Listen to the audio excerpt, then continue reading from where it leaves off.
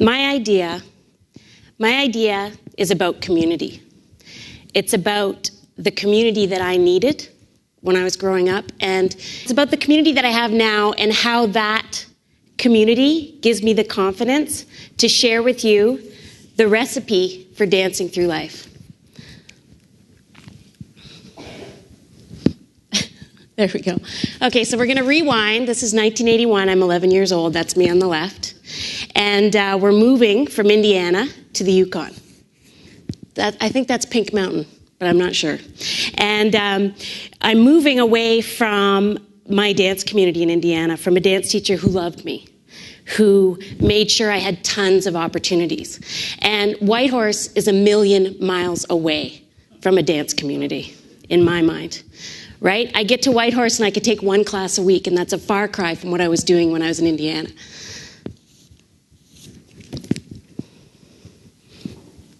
Here we go. Okay, so this is a beautiful Yukon scene, right? For me, this is the distance between me and my peers when I get to the Yukon. Okay? I'm weighed down by a huge sense of isolation. I start to plan my escape. I want to get out of the Yukon. I want to get to the big city. You know, Fame was on TV right around the same time. And I want to go and I want to train in the big city. I want to become a professional dancer, right? And so I convince my parents and they send me away. And twice I go, once when I'm 15 and once when I'm 17. And when I get to the big city, I have a false sense of confidence. I like to call it now a Yukon complex. And I get there and I'm not as good as the other kids in the city. You know, I've been training once a week, and they've been training hours and hours and hours a week. And I fail, and I come home. I'm 15, I come home. And it takes me 2 more years, and I talk my parents into letting me go again. Away I go. And again, same thing happens, and I fail, and I come home. And this time, I'm an addict and an alcoholic. There I am. I'm actually in this lovely glamour photo. I'm hungover and I'm high in this photo. And for the next 2 years, I drive my family nuts. And my mother finally gets the confidence and she gets the guts to send me to rehab. And away I go to rehab at 19 years old. I'm at rock bottom. And this is actually a picture my mother sends me while I'm in rehab. And it's a picture of a Christmas cactus that died and then bloomed. And so this is her way of saying, no matter how bad things get, you can always come back. And it actually really helped me. And I learned a lot in rehab. I learned that I had choices in life. And I learned that no matter what, you can change your destiny. You can take control. And so I made a decision. I was going to become an excellent citizen. I was going to become a good person. I wasn't going to make any more mistakes. I was going to take charge. And I returned home to Whitehorse, much healthier looking. And I get a call from the local dance studio. They want me to come teach some dance classes. What have I got to lose? Okay, so I'm going to go in. And I start to teach. And the more I start to teach, the better I feel. And I love the music, and the kids are great, and they're listening to me, and they're doing what I say, and it's like a party, right? And the better I feel, the more people want to come and take dance classes. And I find myself. I find my identity as a dancer, as a choreographer, and as a teacher. My energy starts to attract people, students, parents, volunteers, and together we dance through life.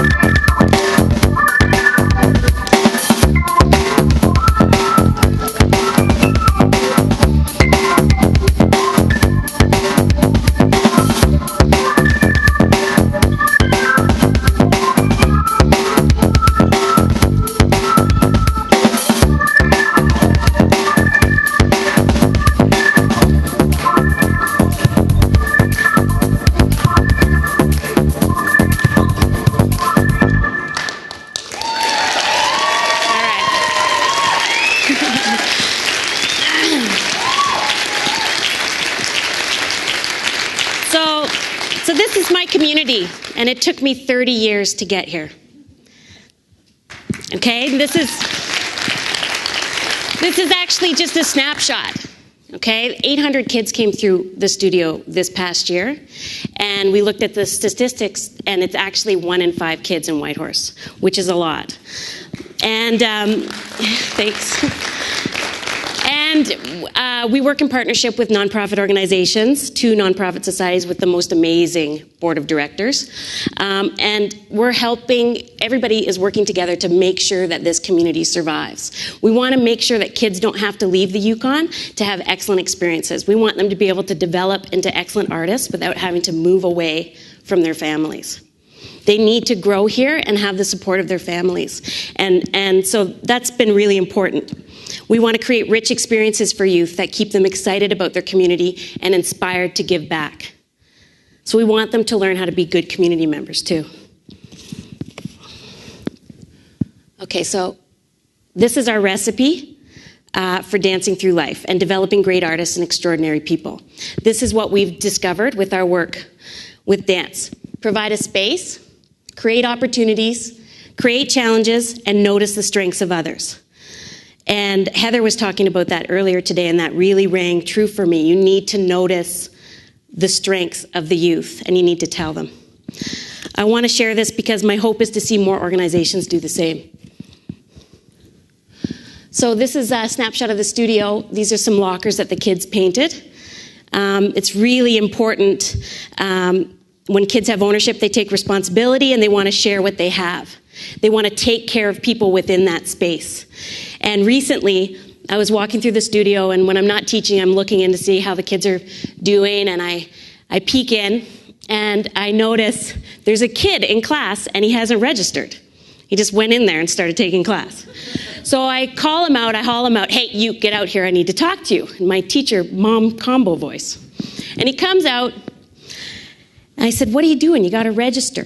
You can't just come in and take class. And he says, well, my mom really wants me to focus on school this year and do school sports.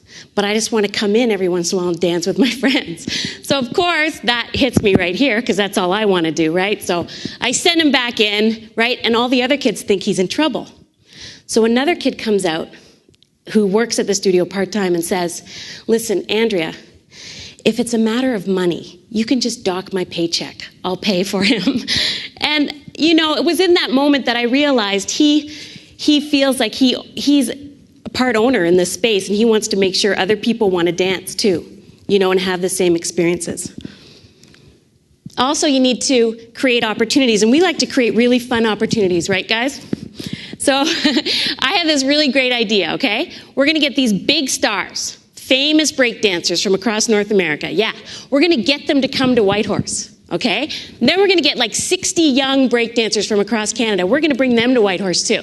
Okay, yeah, we're going to have a big show and a battle, yeah, and it's going to be like summer camp. Who wants to do it? All right, cool. I don't really have time to organize it, so who wants to be in charge? Oh, Ben. Thanks, Ben, for volunteering. So Ben takes it on. He was 18, and he's got to raise over $100,000. Okay, he's got to write grants. He's got to get corporate sponsors. He's got to organize fundraisers, right? And he starts doing it. Then he's got to get some big stars, and he's got to get them to sign a contract, and then he's got to get a work permit for them to work in Canada. He's got to deal with government forms, right? Then he's got to get them to agree they're not going to use drugs or alcohol when they come to this event. Okay? Then he's got to find 60 kids from across Canada, from every province and territory, that can come to the Yukon and that want to have this experience. He's got to get them to sign a contract that they won't use drugs or alcohol when they come. He's got to find a venue. He's got to get their airfare organized. He's got to do all of these things. He's got to make sure they're well fed, and he has to create the most exciting weekend on the planet, right? And he does. It's great. He's doing great. And I say, Ben, how's it going? Ben says, oops, we're over $5,000 on our budget. Oops. So that's okay, Ben. That's okay. We're going to figure it out. It's those Nunavut airfares. And so we figure it out, And we start to fix the problem, and we find more money, and we get a couple more corporate sponsors, and we reallocate funds. So now Ben's helped me solve the problem. He's worked through it. So now Ben's an investment, right? He's hireable. He knows that if he makes a mistake, and he probably won't make a mistake like that again, he knows how to fix it, right? And since then, Ben's written 9 successful grants.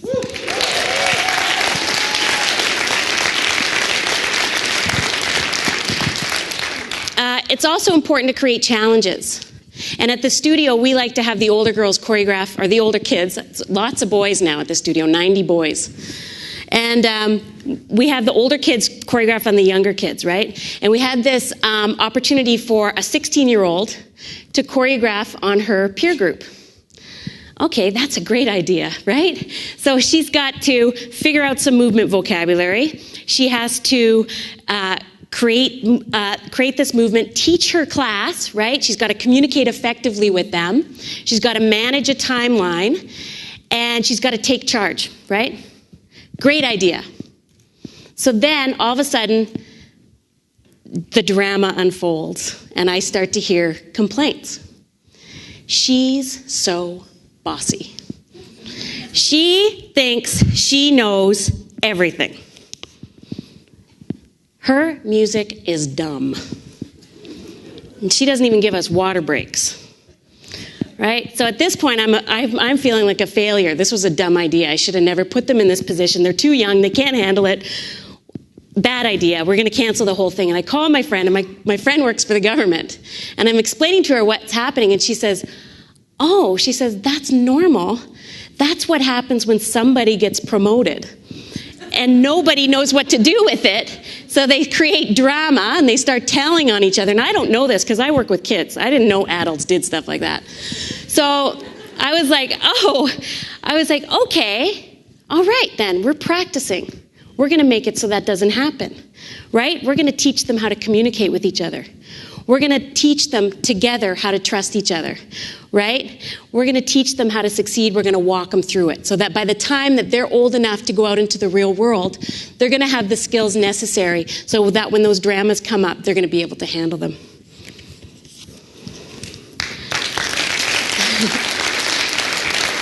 This one's really important, and it was really nice, actually, to hear it as a theme throughout the day. And you need to notice the strengths of the kids around you, okay?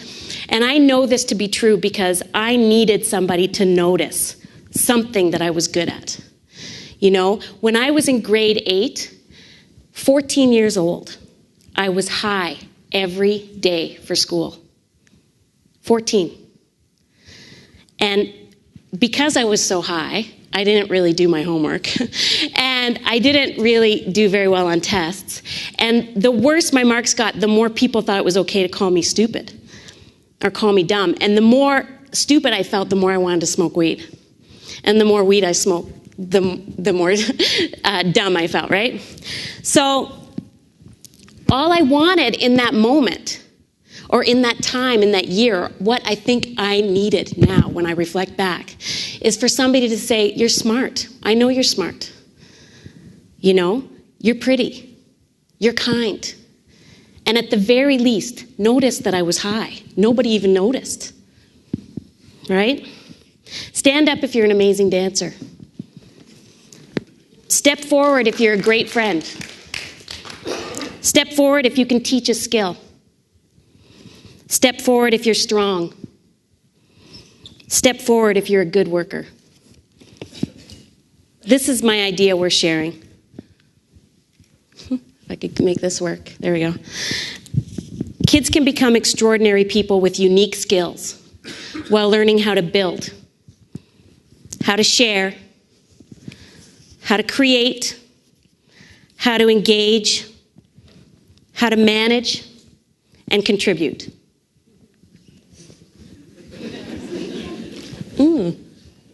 There we go. Confident, talented kids, supported by their community and supporting their community. Dancing's one way to develop resilient people and build a strong community. And we came across this process by accident. Imagine what we can do together, moving forward with intention.